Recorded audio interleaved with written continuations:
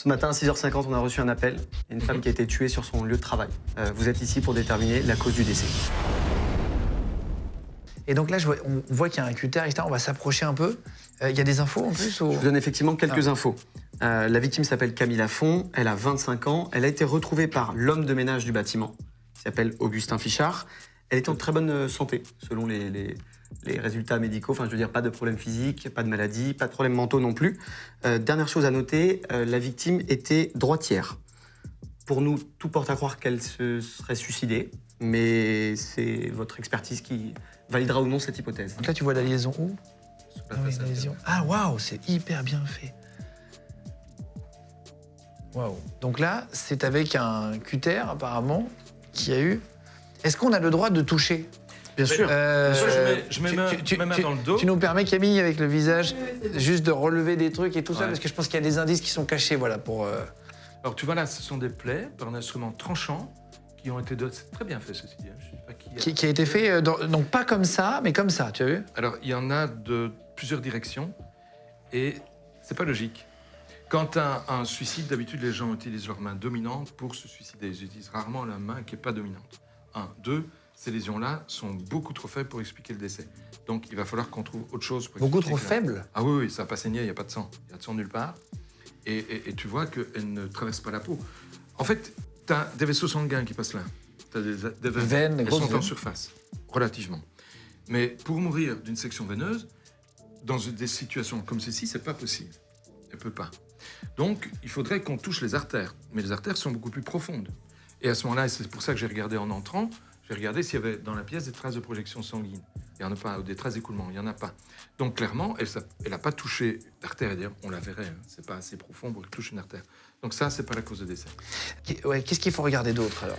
Alors, quand elle est dans cette position-là, normalement, tu dois attendre la police qui va faire les prélèvements, c'est-à-dire les microtraces. Donc, normalement, on ne touche plus.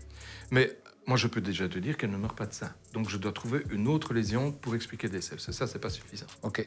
Je pense que tu as le droit de regarder sur la partie haute du visage et du coup, Camille est prévenue et a donné son autorisation. Je peux te toucher alors. Et elle a été étranglée avec un objet qui est une corde ou quelque chose de similaire. Tu vois, il y a des traces d'étranglement. Et ça, il y en a deux en plus. Il y en a une là, il y en a une là. On n'a pas de traces dans la région de la nuque. Et en général, quand on n'a pas de traces dans la région de la nuque et que le sillon est oblique, c'est qu'il s'agit d'une pendaison. Est-ce qu'on peut regarder de l'autre côté du coup ou c'est juste sur ce côté-là? Bien sûr. Oui. Voilà. Et On peut la mettre droite du coup pour regarder Ouais, sur les deux? faut la relever si vous voulez, mais... Bon, attends Camille, est-ce que tu veux bien te mettre juste assise, pardon? Tu fais comme Oui. si on te remettait assise. Et alors là, on a une trace de pression. Une trace de pression, une trace de pression. Et là, ça devient manuel, tu vois. Alors, ce qu'on avait pris pour des lésions ici, en les regardant de derrière, comme des lésions rectilignes, des traces de pendaison, ce n'en est plus. Parce que maintenant, tu as toute la lésion visible et tu vois que tu as une trace de dos là, une trace de dos là, une trace de dos là, une trace de dos là, et ainsi de suite. C'est un étranglement manuel. Elle a été étranglée. Donc, elle a été étranglée. On a essayé de déguiser ça en suicide en lui faisant des entailles au bras qui n'ont pas saigné du tout. Regarde, ça, c'est des plaies que l'on appelle atones, c'est-à-dire des plaies qui sont produites après la mort de la victime. Si ça a bien été fait, je suppose que oui. Hein. On a tenté de nous maquiller cet assassinat, ce crime, on va dire cet homicide, par strangulation, en un suicide par vénisection. Ça t'est déjà arrivé, ce genre de truc? Oui, plusieurs fois. C'est vrai? Alors, on va rentrer dans le détail maintenant. Est-ce que tu penses que c'est un meurtre ou un suicide? Définitivement. Alors, c'est un meurtre maquillé en suicide. Et je peux dire que c'est un meurtre par strangulation manuelle. Philippe a totalement raison. C'est effectivement un meurtre qui a été maquillé en suicide. Et on a convoqué les 4 suspects principaux qu'on va faire rentrer. Ouais. Vous allez pouvoir essayer de trouver qui est le meurtrier. Alors, les suspects ne parleront pas. Vous allez peut-être trouver des indices sur les suspects qui potentiellement pourront vous aider à trouver le meurtrier. D'accord. Donc, les suspects viennent de rentrer. Merci à vous 4 d'ailleurs de jeu. Ils n'ont pas de micro, donc c'est juste histoire de regarder, d'essayer de trouver des indices, c'est ça? Voilà, je peux vous les présenter rapidement. Hein. Vous avez 4 suspects. On commence de gauche à droite. Julie Martin, 30 ans, qui est la responsable hiérarchique de la victime. Léo Bautru, le mari de la victime. Lola Beauchamp, sa collègue et meilleure amie. Et Augustin Fichard, qui est l'homme de ménage qui a retrouvé la victime dont on parlait tout à l'heure. C'est marrant parce que tous les prénoms sont vrais. Voilà, c'est toute équipe, c'est marrant. Ah oui, c'est le vrai. C'est Ah, les c'est vrais marrant, prénoms, ouais. Qu'est-ce qu'il a le droit de faire, Philippe? Philippe a le droit de tout faire. Il a le droit d'aller Tout, voir bien sûr. les... Il a le droit d'aller voir les suspects, il a le droit de toucher, Leur demander de se retourner, Voilà. j'en sais Il y rien. a des détails à aller. Mais ce ne sera pas nécessaire. Qu'est-ce qu'il faut? Regardez les mains. Dans le cou de la victime, il y a sur le cou à gauche, c'est-à-dire ici, et dans le porteur sur la main droite, quelqu'un a une bague. Et cette bague est relativement carrée, c'est une grosse bague. Et cette bague-là doit posséder à sa surface des traces ADN qui correspondent au cou de la victime. Donc il faudra, quand on aura le bonhomme, parce que c'est des gros doigts, donc à mon avis c'est plutôt masculin que féminin, j'élimine déjà les filles. Normalement c'est pas moi qui fais ça, hein, c'est les policiers, il faut savoir. Ouais, non, Mais c'est les conseils que je leur donne. Vous cherchez des gros doigts et vous cherchez un gros doigt qui est en main droite, parce que visiblement il a prise de face, puisque les lésions vont vers le haut, ça veut dire qu'il était en face d'elle. S'il avait été derrière elle, tu verrais des lésions qui auraient été plus bas, tu vois.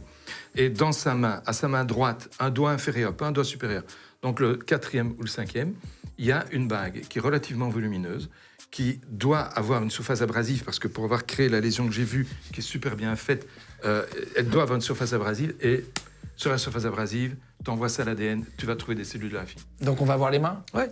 Après toi? Il n'y a même pas besoin, il suffit qu'il les présente. Donc il faut regarder les mains. C'est la seule chose qui est intéressante, c'est les seules traces qu'on ait, c'est les traces de mains. Donc chez eux, tout le reste ne nous intéresse pas. Et chez Julie, tu vois, elle a des doigts tout fins, elle a une petite bague, mais elle est petite la bague. C'est un vrai diamant, ça? Oui. Waouh, super. Elle est très jolie. Et voilà, ça va pas, quoi. Ça Ouais, va pas du tout. c'est pas. En plus, elle a des ongles un peu longs, on aurait dû trouver des traces d'ongles dans le cou. Il y a pas, c'est pas elle. Voilà, Waouh, Julie. fort. Alors, ici, même chose, t'as des ongles qui sont très courts aussi chez lui, tiens. Mais il n'y a pas de bague. Alors, où il l'a retiré, c'est Ah oui, possible, hein, ce qui est il peut possible l'avoir aussi. retiré. Mais d'habitude, la bague, on n'y pense plus. On la garde. Moi, j'ai une alliance, là. J'y pense jamais à mon alliance. Tu vois? Et lui, il travaille, hein. Il travaille.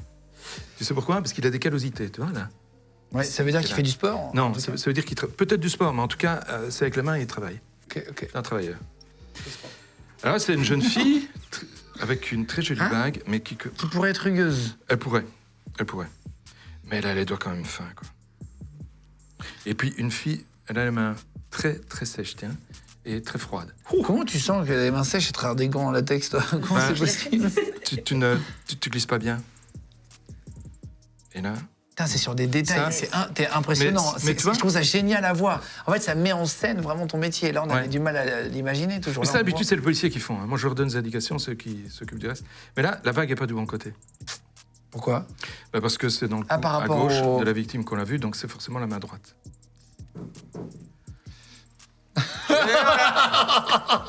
On l'a. Je croyais qu'elle serait plus bas. J'attendais pas là. Et puis oui, c'est bon ça. Il y a la surface abrasive, elle est plutôt là.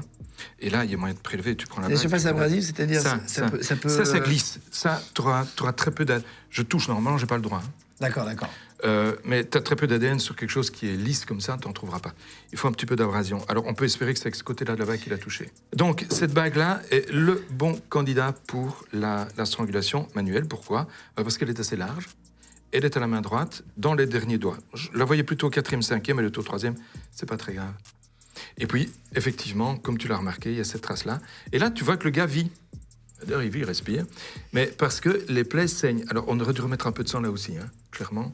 Il en manque un peu là, mais c'est pas grave. Elles sont beaucoup plus saignantes que celles qu'on a vues sur la victime, qui, elle, était morte lorsque Ouais. les lésions lui En ont fait, été une commises. plaie sur un mort ne saigne pas. Elle saigne si tu touches un vaisseau profond, veineux, dans lequel il y a du sang. Mais les bords de la plaie ne saignent pas. C'est ça qui est important, c'est les bords de la plaie. C'est là qu'on doit regarder. Et si on le voit bien, les bords sont saignants, ils sont saignants, ils sont saignants. Il est vivant, mais on le sait puisqu'il respire. Hein.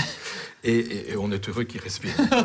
Et ça, c'est des griffures comme on n'en voit pas souvent. D'habitude, les griffures sont beaucoup plus courtes. Waouh, ok. Donc c'est lui.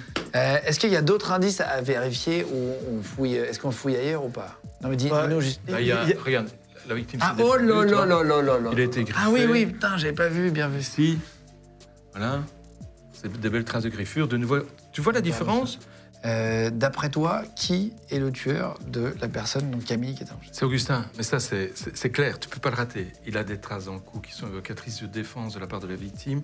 Il a des traces sur l'avant-bras droit, pareil, juste dans une lésion. En plus, c'est très bien fait parce que c'est la lésion de défense. Donc c'est vraiment là que lui va tenter de se protéger de la victime, la sienne, mais qui est en train de le griffer. Et puis il a surtout cette fameuse bague à la main droite qui correspond parfaitement. Et ça, c'est l'élément vraiment décisif. D'accord. Donc ça, pour Ça peut toi, il n'y a être que pas lui. de doute. Ah non, aucun. Est-ce qu'on peut prendre l'enveloppe, si tu veux bien, Bien sûr, Louis? je t'en prie. On va voir, on va faire le reveal. Maintenant, on va voir si tu avais bon. Je pense qu'il n'y a pas trop de doute quand même avec les griffes de chat, etc. Mais le tueur était effectivement Augustin. Augustin.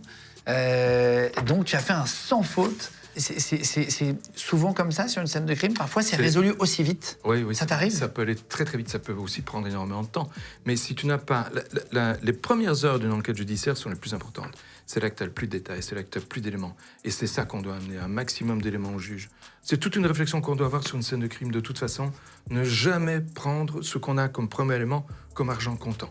Tu vois, au départ, tu pars sur un suicide, tu dis « Oh bah oui, ok, mais ça saigne pas beaucoup. Oui, mais les lésions elles sont plutôt d'allure post-mortem. Oui, mais sur le couteau, il n'y a pas de sang, mais ça peut arriver.